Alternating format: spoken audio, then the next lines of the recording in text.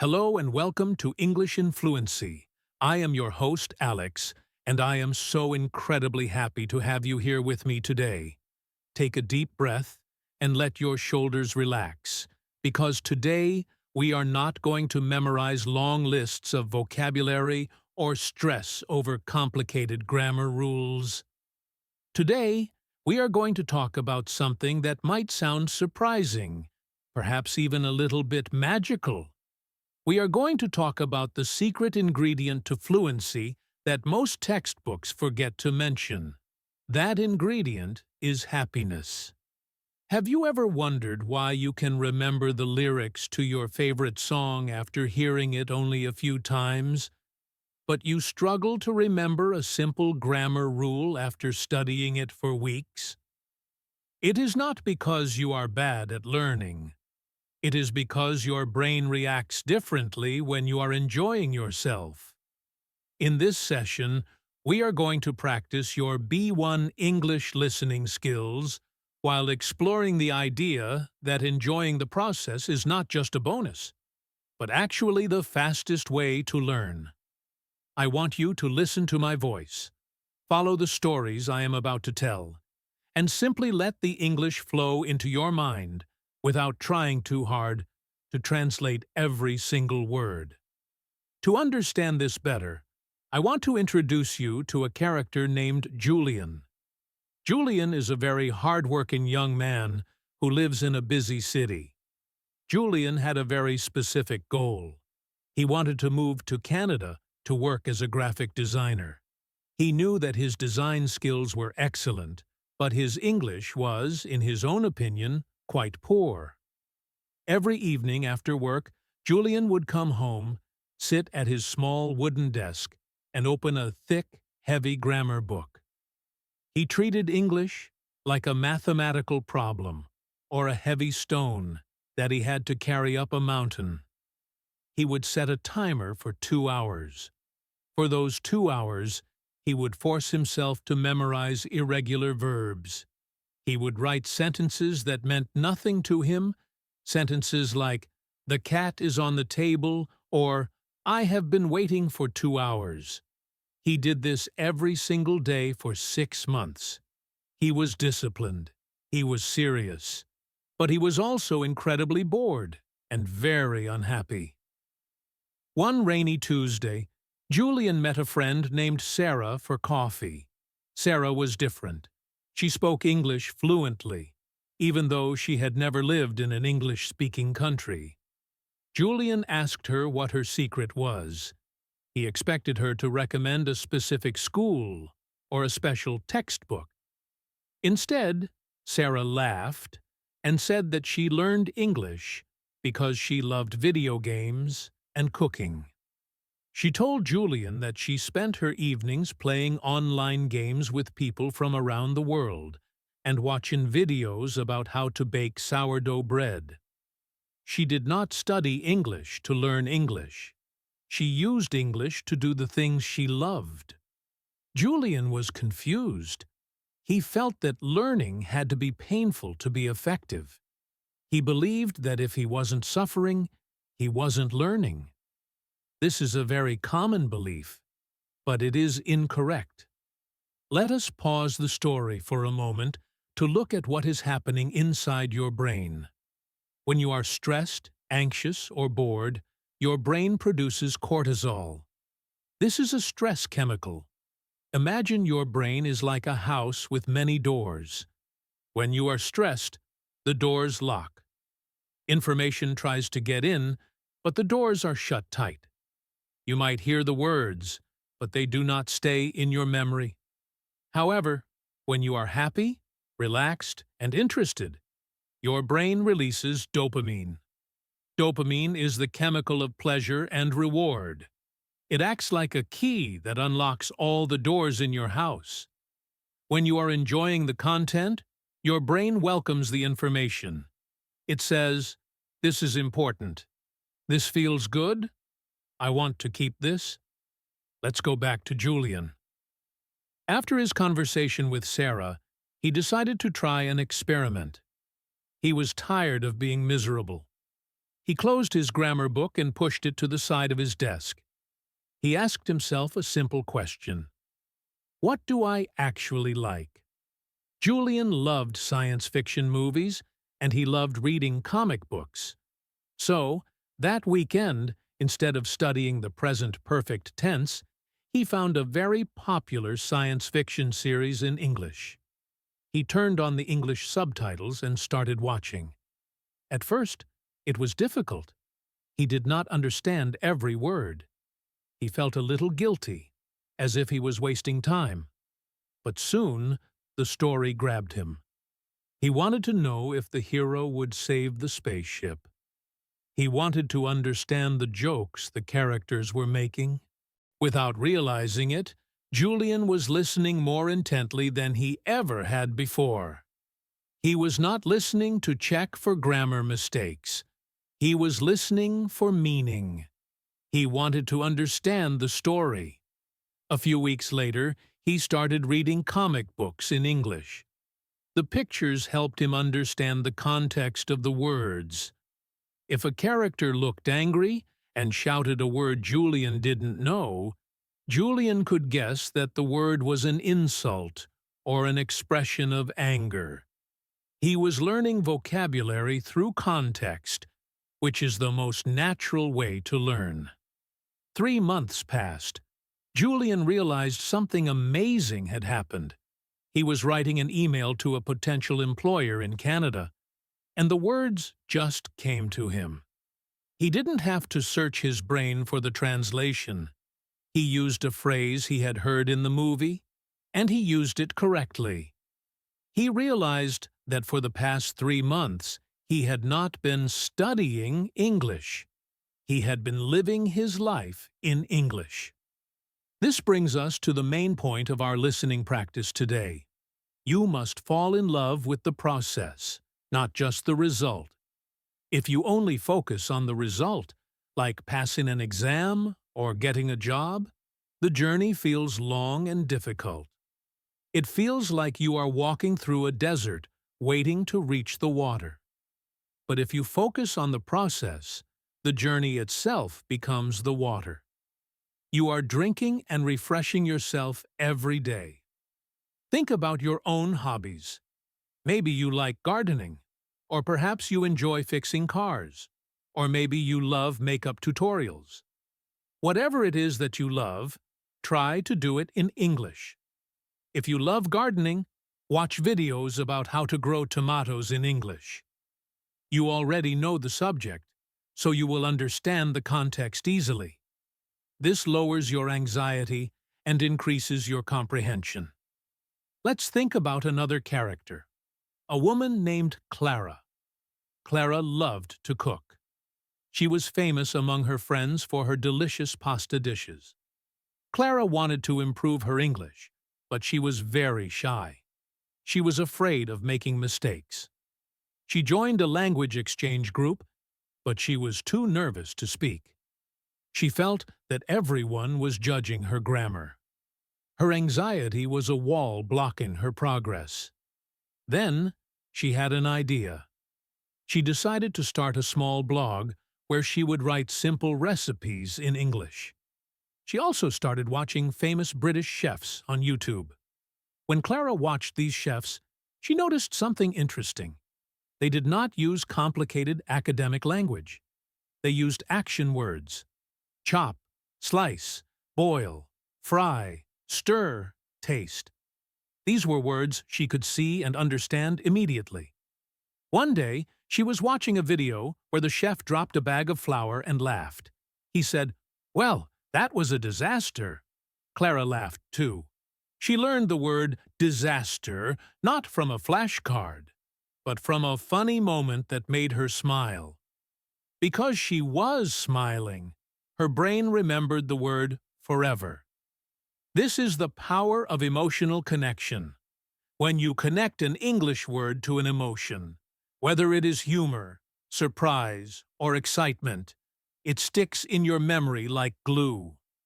Now, I want to ask you a question. I want you to answer it in your head. What is one thing you do every day that makes you happy? Is it drinking coffee in the morning? Is it walking your dog? Is it listening to music? Now, think about how you can add a little bit of English to that happy moment. If you like walking your dog, could you listen to a simple English podcast, perhaps like this one, while you walk? If you like drinking coffee, could you read one page of a simple English book while you sip your drink? You do not need to change your whole life. You just need to add English to the parts of your life that are already good. This helps your brain associate English with pleasure, not pain. Let's look at the science of the silent period. In language learning, there is a concept called the silent period. This is like when a baby is learning to speak. For the first year or two, the baby does not speak much. The baby listens. The baby observes. The baby absorbs the sounds and the rhythms of the language. Many adult learners try to force themselves to speak perfectly from day one. When they cannot do it, they get frustrated. But if you enjoy the process, you allow yourself to have a silent period. You allow yourself to watch movies, listen to music, and read books without the pressure to produce perfect sentences immediately. You are filling your tank with fuel. Eventually, when you are ready, the car will drive. But you cannot drive on an empty tank. Enjoyable listening is the best fuel there is. I remember a student of mine named Marcus. Marcus was a businessman. He was very serious and always wore a suit and tie. He told me, "Alex, I need to learn business English. Only business English." We tried to read business articles, but he would fall asleep. He was bored. His progress was very slow. One day, I asked him what he did on the weekends. He lit up and told me he loved football. He supported a specific team in the English Premier League. I told him, "Marcus, for the next week, I forbid you to read business news. I want you to watch the interviews with the football players and managers of your favorite team." He looked at me like I was crazy, but he did it. He came back the next week with a big smile. He said, "Alex, I understood almost everything. The manager speaks very clearly." Marcus started learning phrases like, "We need to focus," "It was a team effort," and "We are looking forward to the next challenge." The funny thing is, these are also business phrases. He learned valuable language structures by watching something he loved. He was happy, so he learned. Eventually, his business English improved because he was more confident and he had a better feel for the natural rhythm of the language. If you are still listening, that means you are already demonstrating the most important quality of a successful learner, which is persistence. Now, I want to take you a little deeper. I want to talk about a very specific feeling that many of you might be experiencing right now. It is the feeling of being stuck. In English learning, we call this the intermediate plateau. Imagine you are climbing a mountain. At the beginning, the climb is steep, but you can see your progress very clearly. You look down and see the ground moving away. You learn, "Hello," "Thank you," and "How are you?" And you feel a rush of excitement because you are learning something new every day. But then, you reach the middle of the mountain. Suddenly, the ground becomes flat. You are walking and walking, but it does not feel like you are going up anymore. You learn new words, but you feel like you are making the same mistakes. You watch a movie, and you still need the subtitles. This is the plateau. It is the place where many students quit because they think they have stopped growing. But I am here to tell you that you have not stopped growing. You are just building the foundation for the next big climb. And the secret to crossing this flat, dusty plain is, once again, finding joy in the scenery. To illustrate this, let me tell you the story of a woman named Elena. Elena was a nurse. She was kind, patient, and very intelligent. She had been studying English for 3 years. She could have a basic conversation, but she felt clumsy. She felt that her accent was too strong and that she spoke like a robot. She told me, "Alex, I know the grammar, but I don't feel the music of the language." Elena was right. English, like every language, has a music. It has a rhythm, a melody, and a beat. If you only study from books, you learn the lyrics, but you never learn the tune. Elena was very frustrated. She tried reading more grammar books, but that just made her feel more mechanical. One evening, Elena was driving home from a long shift at the hospital. She was tired and stressed. She turned on the radio, and a classic English pop song came on. It was a song she had heard 1,000 times, but she had never really listened to the words. Because she was alone in the car, she started to sing along. She didn't worry about her pronunciation. She just tried to match the singer's voice. She realized that when she sang, her mouth moved differently. She was connecting words together. Instead of saying, "What do you want?" she was singing, "What do you want?"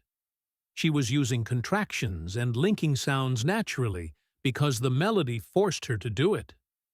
Elena decided to make this her new method.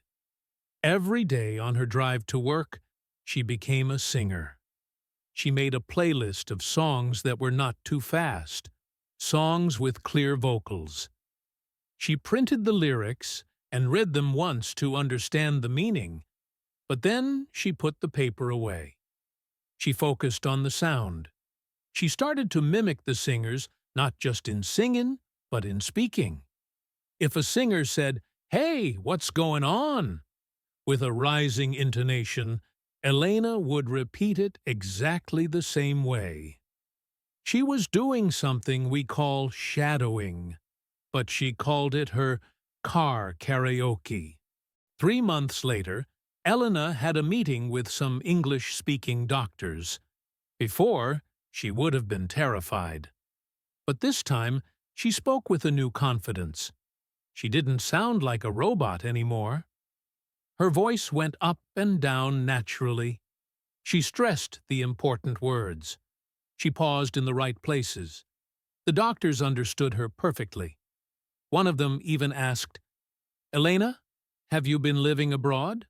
Your accent is very natural." Elena smiled and said, "No, I just sing in my car."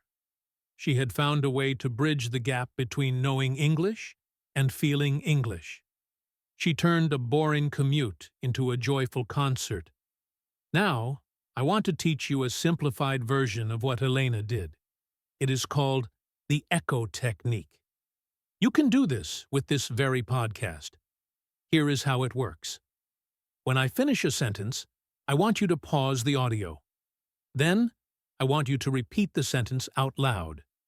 But, and this is the important part, do not just repeat the words. Repeat the emotion. Repeat the music. If I sound happy, you sound happy. If I sound serious, you sound serious. If I pause, you pause. You are not just a student. You are an actor playing the role of an English speaker. Let's try it with a simple sentence. Listen to me first. I am so proud of the progress I am making. Now, you say it. Did you sound proud? Did you smile when you said it? Try it again. I am so proud of the progress I am making. When you add the emotion, your brain tags the memory as high priority. If you just mumble the words in a monotone voice, your brain thinks it is boring data and deletes it. But when you act it out, you internalize the structure. This is how children learn. They mimic the adults around them. They play. They pretend. Somewhere along the way, we adults forgot how to play. We need to remember. Let's move on to another character, a young man named Kenji. Kenji was a university student who loved photography. He was obsessed with cameras, lenses, and lighting. He wanted to watch tutorials on YouTube to learn more about photography, but he was afraid. He thought, "My English is not good enough. The vocabulary will be too technical. I will not understand." So, he stuck to videos in his native language. But the problem was, the best photographers in the world, the ones he really admired, were making videos in English. He was limiting his own passion because of his fear. One day, Kenji bought a new camera. He couldn't figure out how to use a specific setting. He looked for a tutorial in his language, but he couldn't find one. He had no choice. He found a video in English by a famous American photographer. He took a deep breath and clicked play. He turned on the captions. The photographer started speaking. He held up the camera and pointed to a button. He said, "Press this button to adjust the ISO." Kenji saw the button. He saw the action. He understood immediately. He realized that because he already understood the subject matter, photography, he could understand the English. The visual context was doing 50% of the work for him. Kenji watched the whole video. He didn't understand every joke or every story the photographer told, but he understood how to use his camera. He felt a huge sense of victory. He realized that he didn't need to be fluent to learn something new in English. He just needed to be curious. He started watching one photography video every day. He learned words like exposure, shutter speed, focus, and composition. These are specific words, but he learned them easily because they were relevant to his life. There is a powerful lesson here for you. We often think we need to learn general English before we can learn specific English. We think we need to finish the textbook before we can read a magazine about gardening or cars or fashion. This is backward. You should start with what interests you. If you love history, listen to a history podcast. You will hear words like king, war, century, and empire. You will learn them fast because you are interested in the story. If you love makeup, watch makeup tutorials. You will learn blend, brush, shade, and highlight. This is called narrow listening. It means listening to a lot of content about one specific topic. When you do this, you hear the same vocabulary words repeated over and over again in different sentences. This repetition is natural, not forced. You are not memorizing a list. You are absorbing the language through exposure. So, I have a challenge for you. I want you to think of your biggest hobby, the thing you do on the weekend to relax. Now, go to YouTube or a podcast app and search for that topic in English. Find a host who speaks clearly. Watch one video, just one. Do not worry if you only understand 40% or 50%. Focus on what you do understand. Look at the visuals. Listen to the tone of voice. You will be surprised by how much you can grasp when you actually care about the topic. Now, let's talk about something practical. Let's talk about time. I know what you are thinking. Alex, this sounds great, but I am busy. I have a job. I have a family. I do not have time to watch movies or listen to podcasts for hours. I hear you. And I have good news. You do not need hours. You need minutes. But you need them every day. We call this micro-learning. Imagine you have a large bucket that you need to fill with water. You can try to fill it all at once with a giant hose, which is exhausting and messy. Or you can put it under a drip. Drip, drip, drip. One drop every second. It seems slow, but if you leave that bucket overnight, you will wake up and find it overflowing. Consistency beats intensity. It is better to listen to English for 15 minutes every day than to study for 5 hours once a week. Your brain needs sleep to process information. When you learn a little bit today and then sleep, your brain weaves that information into your long-term memory. If you cram too much at once, your brain gets overwhelmed and dumps the information. So, how can we fit these drips of English into a busy life? We have to find the dead time. Dead time is the time in your day when your body is busy, but your brain is free. Washing the dishes, folding laundry, commuting to work, waiting in line at the grocery store, brushing your teeth. These are all moments of dead time. I had a student named Maria, who was a very busy mother of 3 children. She told me she had 0 free time. I asked her to walk me through her day. She realized that she spent 20 minutes every morning folding laundry and cleaning the kitchen while the kids were at school. She also spent 30 minutes on the bus. That is 50 minutes of dead time every day. Maria bought a pair of wireless headphones. She started listening to simple audiobooks while she folded the clothes. She told me that suddenly, she started looking forward to folding the laundry. It became her me time. It was her time to escape into a story. The chore became a trigger for her habit. She wasn't just doing housework, she was traveling to a different world through English. By the end of the year, Maria had read 12 books in English just by utilizing her dead time. She didn't add any extra hours to her day. She just layered English on top of her existing life. I want you to pause for a second and look at your own day. Where is your dead time? Do you take a train? Do you walk the dog? Do you cook dinner? Pick one of those times. Just one. And decide right now that this activity is now your English time.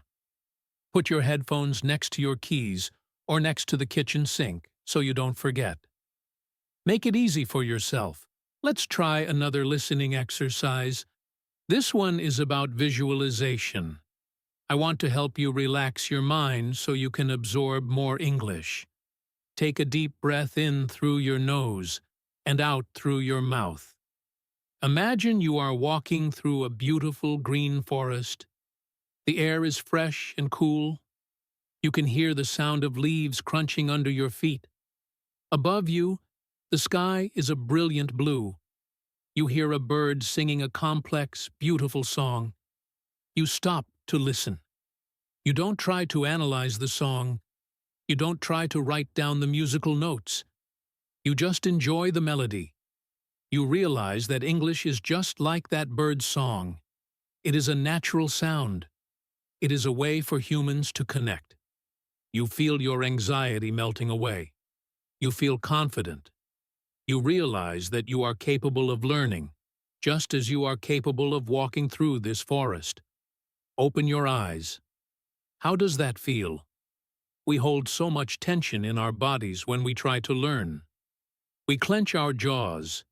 We hunch our shoulders. This physical tension tells our brain that we are in danger. And as we discussed in the first part, a brain in danger does not learn well.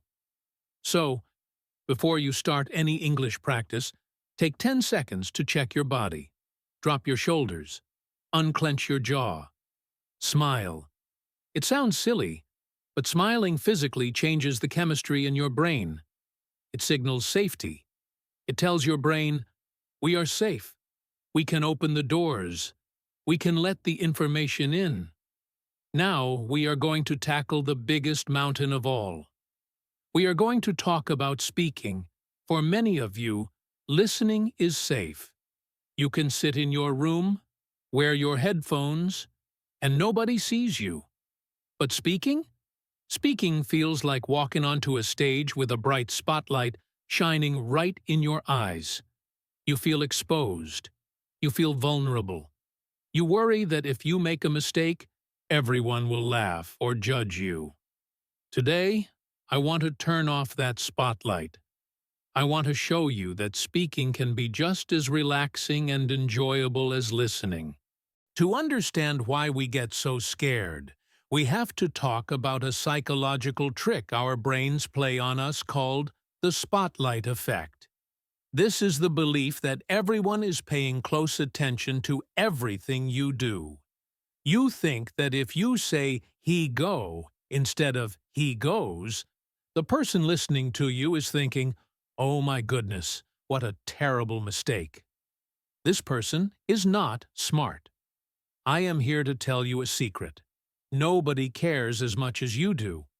Most people are too busy worrying about themselves. When you speak to someone, they are not grading your grammar. They are just trying to understand your message. They want to know what you are saying, not how you are saying it. Let me introduce you to a character named Matteo. Matteo was a software developer. He was brilliant at writing code, but he was terrified of speaking English. He worked for an international company and had to attend daily video calls. Every morning before the call, Matteo would feel sick. His hands would sweat. He would write down exactly what he wanted to say on a piece of paper. "Hello, team. Today I am working on the database." During the meeting, he would read his paper quickly and then mute his microphone immediately. He was hiding. One day, there was a technical emergency. The server crashed.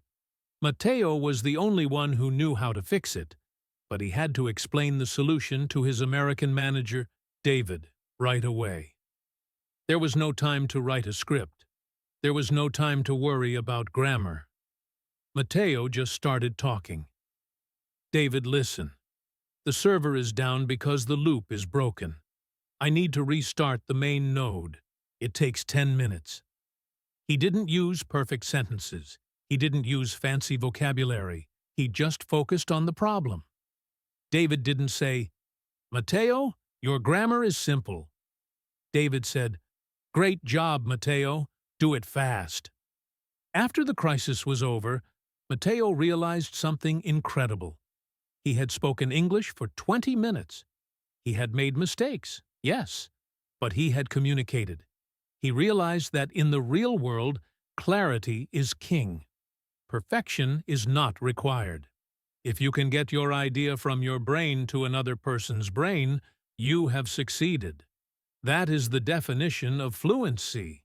It is not about passing a test. It is about solving a problem or sharing a moment. So, how can you practice this if you don't have a server crisis to force you? You need to start speaking when the stakes are low. You need to practice when nobody is listening.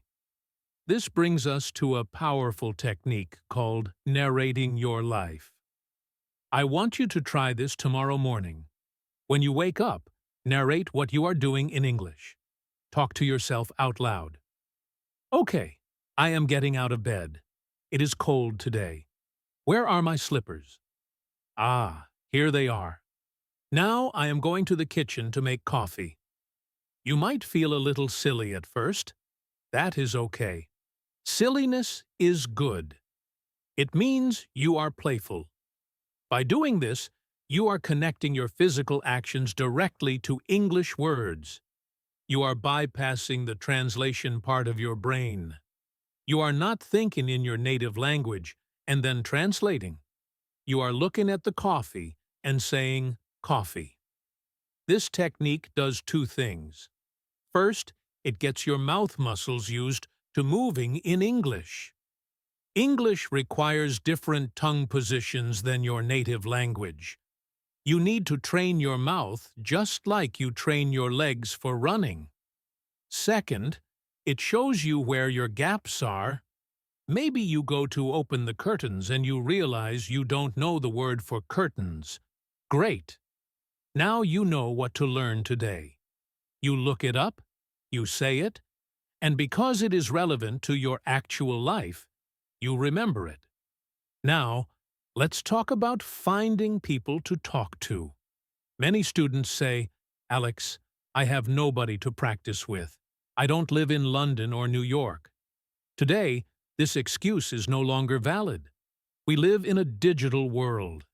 The internet is the biggest English-speaking country on Earth. But here is the trick. Do not look for English learning communities. Look for communities based on your hobbies. If you join a group specifically for learning English, the conversation is often unnatural. Everyone asks, "Where are you from?" and "What is your job?" over and over again. It gets boring. But if you join a community about, say, hiking or gaming or knitting, the conversation is real. Let's look at a character named Sophie. Sophie loved playing a specific online fantasy game. She usually played on the server for her own country. But she decided to be brave. She switched to the North American server. She put on her headset. Her heart was pounding. She heard other players talking. "Go left! Watch out for the dragon! We need a healer!" Sophie saw a player who was in trouble. She shouted into her microphone, "I will help you! Come behind me!" The other player didn't pause to check her verb tense. He just shouted back, "Thanks!" Sophie and this player started playing together every night. They didn't talk about grammar. They talked about strategy. They talked about the game. Eventually, they started talking about their lives. Sophie realized she was having hour-long conversations in English without even thinking about it. She was focused on the connection, not the language. The language was just the tool she used to play the game. I want to address a very common bad habit. The filter. Imagine there is a filter between your brain and your mouth. When you want to speak, you think of the sentence in your native language. Then, you send it to the filter. The filter checks the grammar. It checks the vocabulary. It checks the pronunciation. If everything is perfect, it lets the sentence out. If there is one mistake, the filter blocks it. This is why you freeze. This is why you stutter. To become fluent, you must destroy the filter. You have to give yourself permission to speak bad English. Yes, I said it. Speak bad English. Bad English that is spoken is infinitely better than perfect English that stays inside your head. Bad English gets you a cup of coffee. It gets you directions to the train station. It makes a friend laugh. Perfect English that you never say gets you nothing. It is useless. I had a student named Rashid. Rashid was a perfectionist. He would pause for 5 seconds before every sentence to construct it perfectly. It was painful to listen to him. I gave him a challenge. I told him, "Rashid, for the next 5 minutes, you are not allowed to pause. You must speak fast. If you make a mistake, you must keep going. Do not correct yourself." He struggled at first. He was sweating. But after a few minutes, he started to flow. He said, "He go," instead of "he goes." But he kept talking. He told me a whole story about his weekend. When he finished, he was out of breath, but he was smiling. He said, "Alex, I feel free." That is the feeling we want. Freedom. Let's try a quick visualization to help you break this filter. Close your eyes for a moment. Imagine you are standing on the edge of a swimming pool. The water represents English conversation. You are standing on the dry concrete, shivering, afraid to jump in because the water might be cold. You dip one toe in. It feels uncomfortable. Now, imagine you just jump. Splash. You are in the water. It is a shock for 1 second, but then your body adjusts. You are swimming. You are moving. It feels good. It feels refreshing. Speaking is just like jumping. The anticipation is scary, but the action is exhilarating. You just have to jump. As we move toward the end of this series, I want to talk about the concept of identity. Who are you in English? Many people feel like they are a different person when they speak a second language. Maybe in your native language, you are funny and loud, but in English, you are quiet and shy. This is normal, but it is also an opportunity. You can choose who you want to be in English. You can invent a slightly more confident version of yourself. Let's call it your English alter ego. Maybe your English alter ego is named Ace. Ace is not afraid of mistakes. Ace loves to talk to strangers. Ace laughs loudly when he says the wrong word. When you feel nervous, pretend to be Ace. Put on that character like a costume. It acts as a shield. If you make a mistake, it's not you, it's Ace. This psychological distance can lower your anxiety and help you perform better. Now, let's tackle a question that I get asked almost every single day. Alex, how do I stop forgetting words? It is a terrible feeling, isn't it? You learn a new word on Tuesday. You understand it perfectly. You write it down in your notebook. But then, on Friday, you try to use that word, and it is gone. It has vanished. You search your mind, but the cupboard is empty.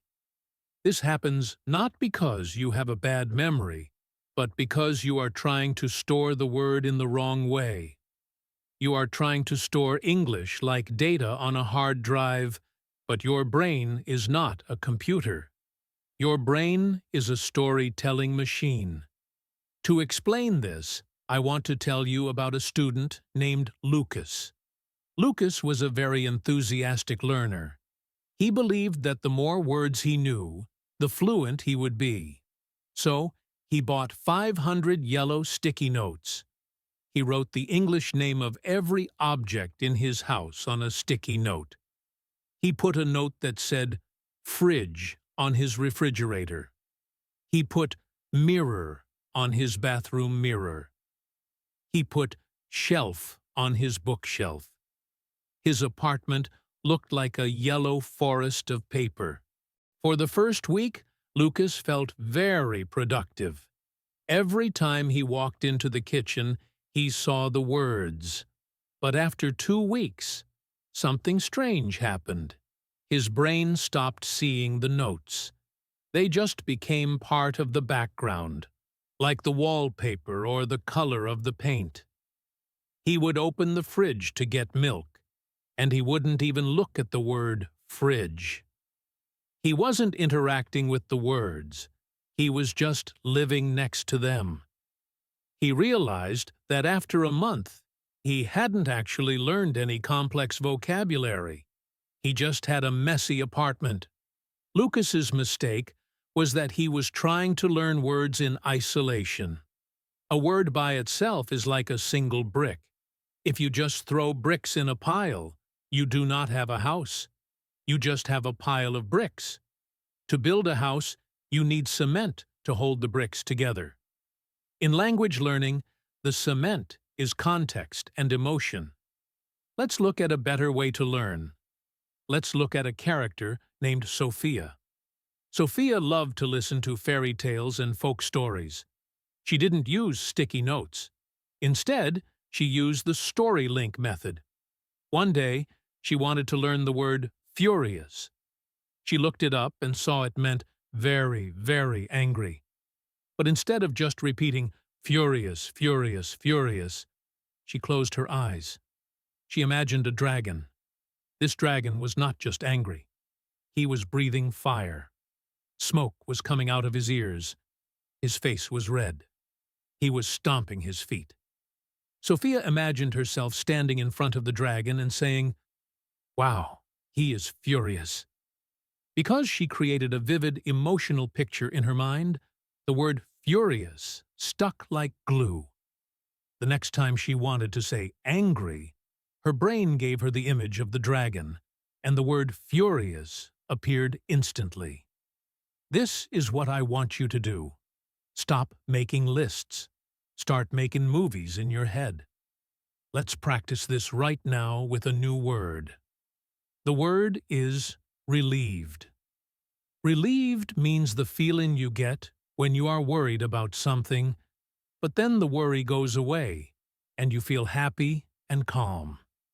It is the feeling when you think you lost your wallet, but then you find it in your pocket.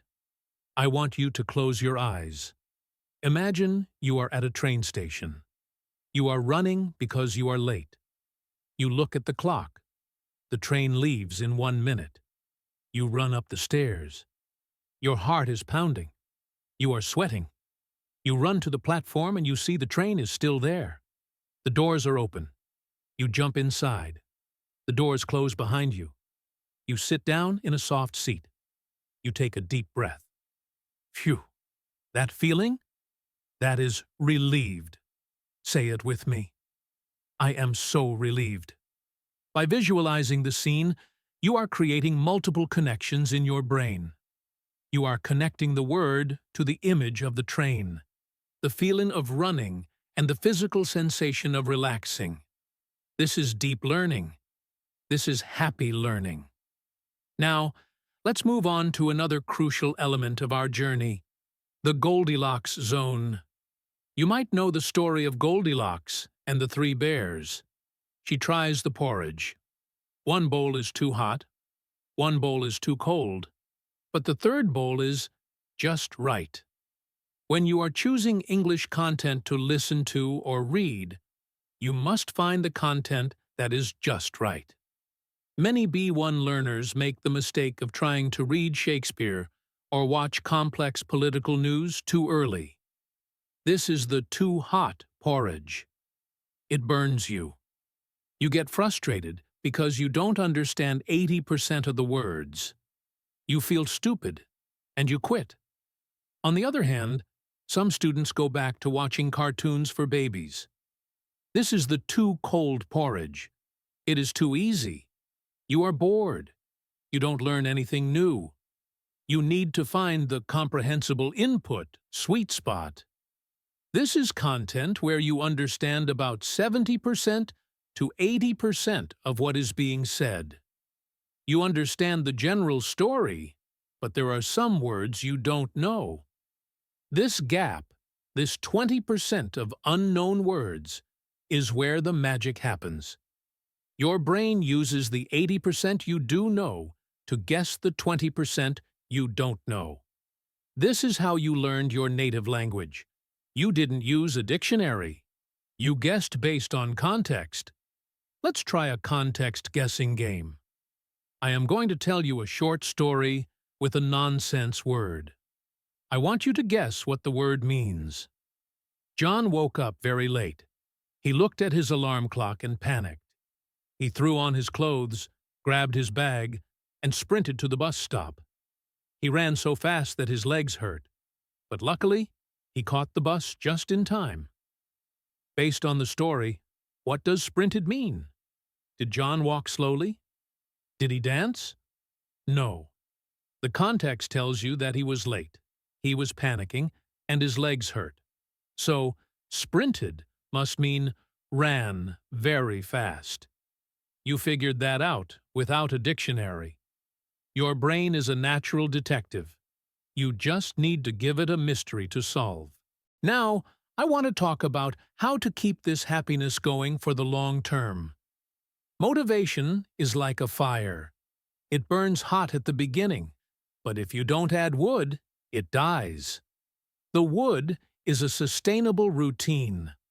But I don't like the word routine because it sounds boring.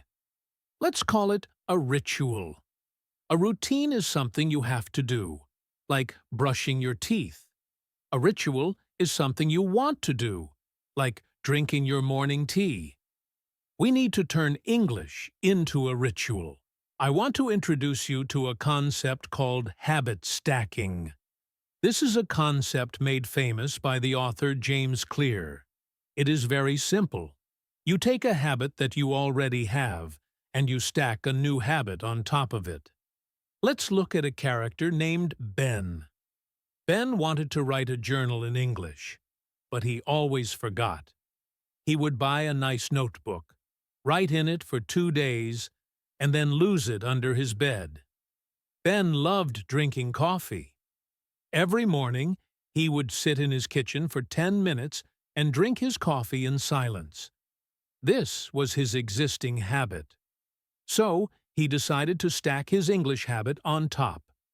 He put his journal and a pen right next to the coffee machine. The rule was simple. No coffee until he wrote 3 sentences. He didn't have to write an essay. Just 3 sentences. Yesterday was busy. I cooked pasta. I am tired today. That's it. Because he loved the coffee, his brain started to accept the writing. The writing became the key that unlocked the coffee reward.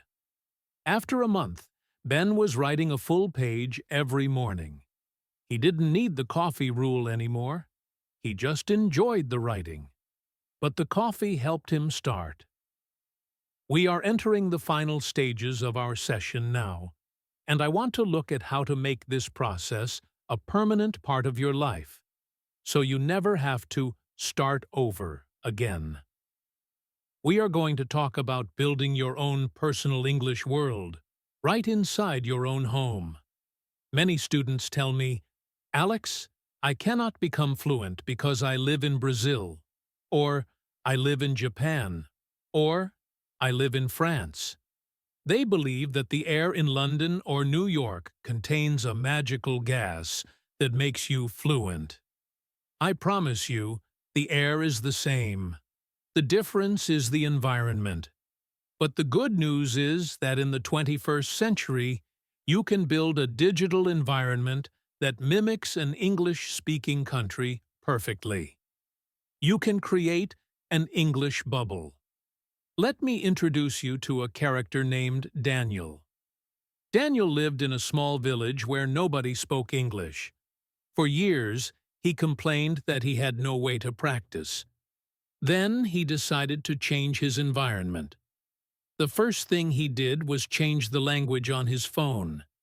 It seems like a small thing, but think about how many times you look at your phone every day. 50 times? 100 times? Suddenly, Daniel was seeing words like settings, notifications, weather, and storage 100 times a day. At first, it was annoying. He couldn't find the flashlight button. He accidentally called his grandmother when he tried to set an alarm, but he laughed at himself. He didn't switch it back. Within 3 days, his brain had adjusted. He learned the technical vocabulary of technology without ever opening a textbook. He realized that his phone was a tool for immersion. Next, Daniel looked at his social media. He realized his feed was 100% in his native language. He made a radical decision. He created a separate account just for English. He followed English news channels, English comedians, English cooks, and English travelers. When he opened this account, his digital world shifted. He wasn't in his village anymore. He was in a global conversation. He would scroll through Instagram or TikTok and hear natural, fast, slang-filled English. He didn't try to study it. He just consumed it. He laughed at memes he didn't fully understand. But over time, the context made them clear. Daniel had built a virtual London in his bedroom. You can do this too. You are the architect of your digital life. If you fill your ears and eyes with English, your brain has no choice but to adapt. It is like planting a flower. If you put the flower in a dark room, it dies. If you put it in the sun, it grows. Your English is the flower. Your environment is the sun. Now, let's talk about a concept that confuses many people: the difference between active listening and passive listening. Both are essential, but they serve different purposes.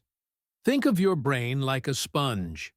When a sponge is bone dry and hard, it cannot wipe up a spill. It just pushes the water around. You have to get the sponge wet first. Passive listening is how you keep the sponge wet. Passive listening is what you do when you are washing the dishes, driving, or jogging. You are playing English audio in the background. You are not focused 100%. You might miss a sentence here and there. That is okay. You are getting used to the rhythm, the intonation, and the melody of the language. You are training your subconscious mind. Active listening is different. This is when you sit down with a pen and paper. You listen to a short clip, maybe just 2 minutes, and you give it your full attention. You try to write down what you hear. You look up new words. You repeat the sentences. This is the study part. The problem is that most students only do active listening. They treat every podcast like a test. This is exhausting. It leads to burnout. You need a balance. My recommendation is a ratio of 80-20. Spend 80% of your time doing happy, relaxed, passive listening. Enjoy the story. Get the gist. Then, spend 20% of your time doing focused, active listening to sharpen your skills. This balance keeps you moving forward without burning out your engine. This brings us to the most important lesson of our entire series: the power of teaching. You might think, Alex, I am a student. I cannot teach. But the best way to learn something is to pretend to teach it. This is called the Feynman technique. I want you to try this. After you listen to a podcast or watch a video, imagine you have to explain it to a 6-year-old child. How would you summarize it? You would have to use simple words. You would have to focus on the main idea. Today, I watched a video about cooking. The chef made a cake. He dropped the flour. It was funny. By simplifying and retelling the story, you are transferring the English from your passive memory, what you understand, to your active memory, what you can say. You can do this with your pet. Tell your cat about your day in English. Tell your dog about the movie you watched. Your dog will not correct your grammar. Your dog will look at you with love. This creates a safe space for you to practice speaking without fear. Before we conclude, let's start with the biggest challenge for B1 learners: the translation trap. You know this feeling. Someone asks you a question. You hear it in English. You translate it into your native language. You think of the answer in your native language. Then, you translate that answer back into English. Finally, you speak. This process is slow. It is exhausting. It is like trying to run a marathon while carrying a heavy backpack. To become fluent, you have to drop the backpack. You have to learn to think directly in English. But how? You cannot just flip a switch in your brain. You have to train it. I want to introduce you to a game called Look and Label. It is very simple. Look around the room you are in right now. Pick one object. Maybe it is a lamp. In your head, I want you to say the English word. Lamp. Do not say your native word, just lamp. Now, look at the window. Window. Look at your hand. Hand. This sounds too simple, right? But here is the trick. You are connecting the visual image directly to the English label. You are cutting out the middleman. Once you can do single words, Move to simple sentences. Look at the lamp again. Think, the lamp is bright. Look at the window. Think, the window is open. Do this for 1 minute every day. It creates a direct highway in your brain between reality and English. Let me tell you about a student named Hero. Hero was an engineer. He was very logical. He tried to translate everything perfectly. One day, he went to a coffee shop in New York. The barista asked, "Room for milk?" Hero froze. He translated room, a place to sleep, and milk, a drink. He thought, why is she asking if I have a bedroom for my milk? He was confused. He tried to calculate the grammar. The line of people behind him got impatient. Finally, he just said, "Yes?" Later, Hero realized that room for milk is just a set phrase. It means, should I leave empty space in the cup so you can add milk? He realized that by analyzing and translating, he missed the meaning. He decided to stop analyzing. He started practicing the look and label game on his way to work. He would look at the subway train and think, crowded train. He would look at a tourist and think, big map. A few weeks later, he went back to the coffee shop. The barista asked, "How's it going?" Hero didn't translate. He didn't look for the verb. He just smiled and said, "Good, thanks." He answered automatically. He was thinking in English. Now, let's talk about the fun part, the crazy part, idioms.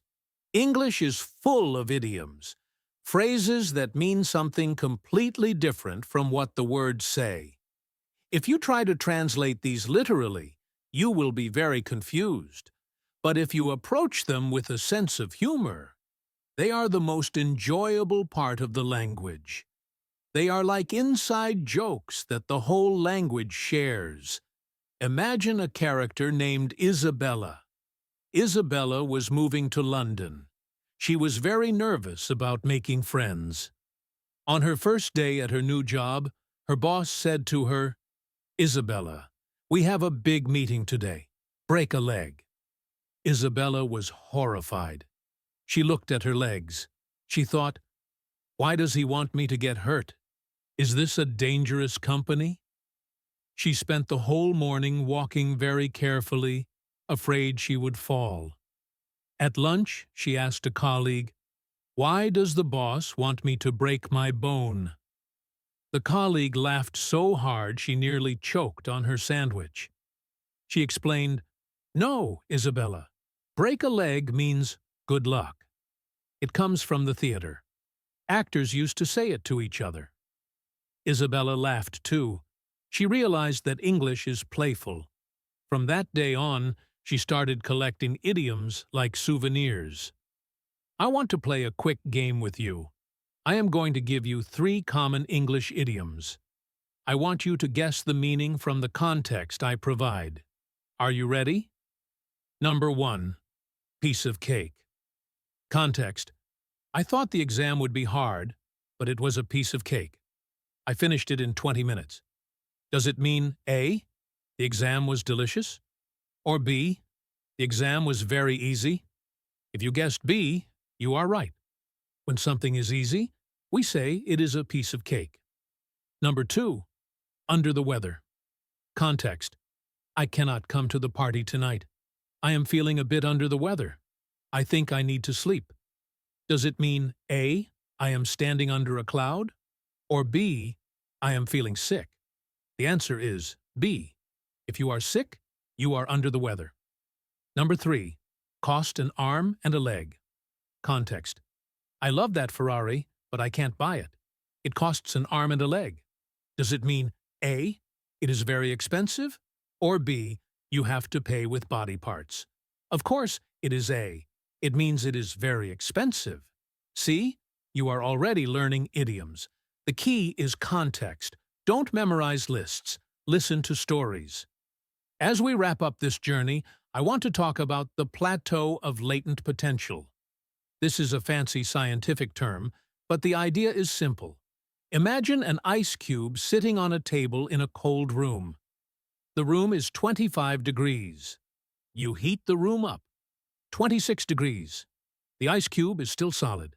27 degrees, still solid. 28, 29, 30, 31. Nothing happens. You might feel like you are wasting your energy. I am heating the room, but the ice is not melting. But then you hit 32 degrees, and suddenly the ice begins to melt. All the work you did from 25 to 31 degrees was not wasted. It was stored energy. It was building up to the melting point. Language learning is exactly the same. You might listen to English for weeks and feel like you are not improving. You feel like the ice cube, but you are heating up. You are absorbing sounds, patterns, and words. You are building latent potential. And one day, maybe next week, maybe next month, you will hit 32 degrees.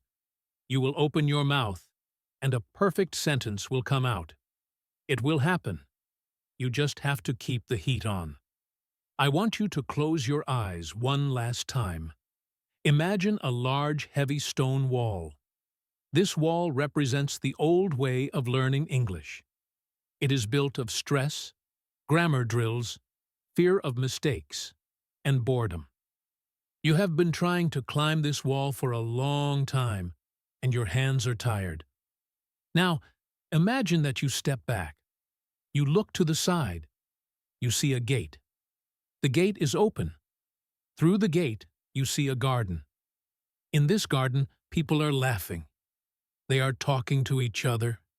They are listening to music. They are watching movies. They are not carrying heavy grammar books. They are just living.